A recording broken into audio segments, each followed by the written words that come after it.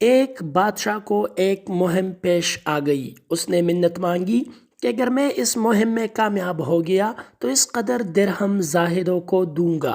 اللہ نے اس کی مراد پوری کر دی تو اس نے منت کی رقم ایک خاص غلام کو دی اور حکم دیا کہ اسے زاہدوں میں بانٹ دو۔ یہ غلام بڑا عقل مند اور ہوشیار تھا۔ تمام دن گھومتا پھرا اور شام کو واپس آ کر تمام رقم پوری کی پوری بادشاہ کے سامنے رکھ دی اور کہا، جہاں پناہ میں نے ہر چند ڈھونڈا لیکن مجھے کوئی زاہد نہیں ملا۔ بادشاہ نے کہا، تو کیا بکتا ہے؟ میرے علم کے مطابق تو اس ملک میں 400 سے کم زاہد نہ ہوں گے۔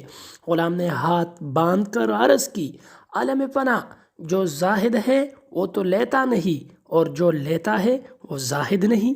بادشاہ اس کا مطلب سمجھ گیا اور ہنس کر مصاحبوں سے کہنے لگا کہ مجھے درویشوں اور خدا پرستوں سے جس قدر عقیدت ہے اس مردود کو ان سے اتنا ہی بیر ہے، لیکن کہتا سچ ہے۔